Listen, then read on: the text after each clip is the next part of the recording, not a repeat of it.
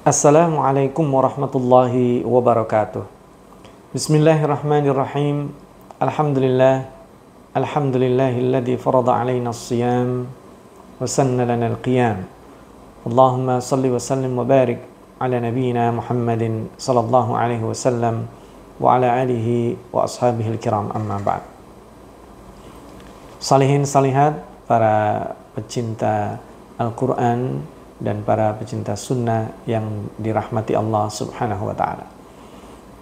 Bulan Ramadan merupakan karunia yang sangat luar biasa bagi kita umat Islam. Dan Allah subhanahu wa ta'ala memuliakan bulan Ramadan karena bersentuhan dengan Al-Quran. Sentuhan yang disebut dalam bahasa surat Ad-Dukhan adalah Lailatul Mubarakah. Ada sentuhan keberkahan. Dan di dalam surat Al-Qadar, sentuhan itu disebut dengan Lailatul Qadr, malam kemuliaan. Jadi yang Allah muliakan sebenarnya bukan bulannya, bukan juga malamnya, tapi karena bersentuhan dengan kalam Allah yang penuh dengan ilmu, penuh dengan petunjuk, penuh dengan rahmat. Jika kita mampu menggunakan petunjuk sebagai hudan, maka kita akan mendapatkan predikat sebagai orang-orang yang bertakwa. Demikian halnya ketika kita mendapatkan Lailatul Qadar atau malam kemuliaan itu, maka kita akan mendapatkan salamun hiya hatta matla'il fajr. Salah satu dari dimensi keberkahan dan kemuliaan itu adalah ilmu. Karena itulah Rasulullah sallallahu alaihi wasallam bersabda, "Talabul ilmi fariidatun ala kulli muslim." Maka mencari ilmu itu sangat-sangat diwajibkan. Karena faridatun ini adalah bentuk superlatif dari fardun. Maka salihin salihat, as-saimun as-saimat yang berbahagia, kita bisa belajar dari kisah Nabi Musa alaihissalam. Nabi Musa alaihissalam pernah ditanya oleh Allah, adakah orang yang lebih mulia dari Anda? Nabi Musa menjawab secara realistis, tentu tidak ada. Karena Nabi Musa kalimullah, dia berbicara langsung dengan Allah. Nabi Musa didampingi selalu oleh malaikat terbaik. Tapi kemudian Allah subhanahu wa ta'ala katakan ada. Dan temuilah dia. Belajarlah dari dia. Nabi Musa yang seorang nabi pun kemudian tidak sombong. Nabi Musa dengan sepenuh taat dan istijabahnya mengatakan kepada fatana, kepada muridnya, yaitu Yusha bin Nun, yang nanti akan menjadi penerusnya.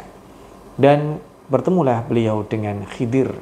Dan kita juga tahu, sebagaimana kisahnya dituturkan di akhir juz 15 dan awal juz 16, Nabi Musa berinteraksi dengan Khidir. Demikian halnya ketika seseorang mendapatkan ilmu, maka Allah akan muliakan dia. Sebagaimana Allah tekankan di dalam Al-Quran, A'udzubillahi minasyaitonirrajim, yarfa'illahu alladhina amanu minkum walladhina utul ilma darajat. Allah akan angkat derajat orang-orang yang berilmu. Itu yang juga dikatakan oleh Ibnu Abbas. Beliau katakan, dhalaltu taliban wa azaztu matluba.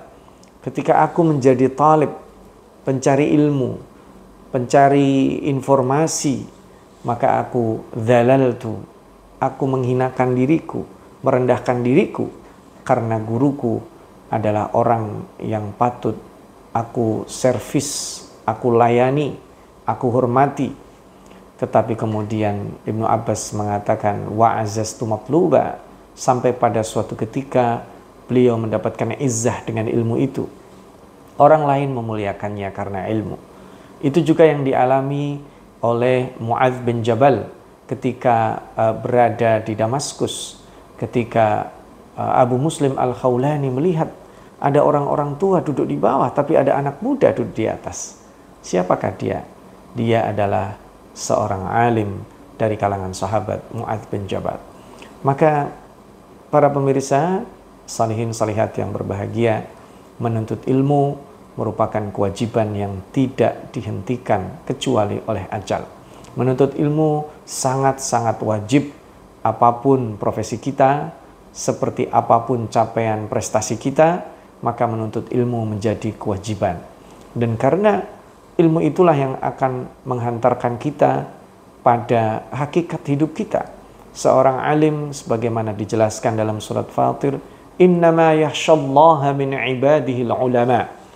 Diperlukan ilmu supaya kita bisa takut dengan benar kepada Allah Subhanahu wa taala. Karena tahapan-tahapan rasa takut yang paling tinggi derajatnya adalah al-khasyah. Ada khauf, ini sebagai rasa takut paling dasar. Kemudian ada al-khudu, dia tunduk kepada Allah. Ada al-khusyu, tunduk, takut, fokus.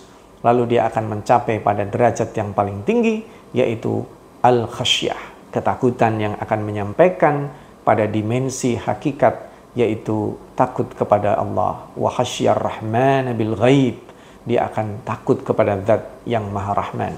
Mudah-mudahan Allah karuniakan kita ilmu yang membawa kita takut kepada Allah, yang membawa kita mengenal Allah Subhanahu wa taala, yang membawa kita taat pada semua aturannya, menjauhi apa yang dilarangnya, sehingga kita menjadi pemimpin yang mencerahkan semesta, berfungsi sebagai khalifah Allah di muka buminya. Aku qauli hadza, mudah-mudahan bermanfaat. Wassalamualaikum warahmatullahi wabarakatuh.